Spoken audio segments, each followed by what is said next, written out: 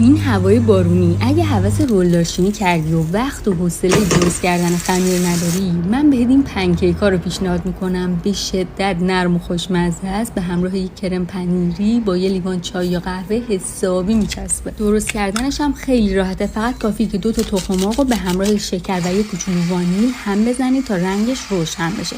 بعد از اون بهش ماست و شیر و روغن مایه رو اضافه کنید.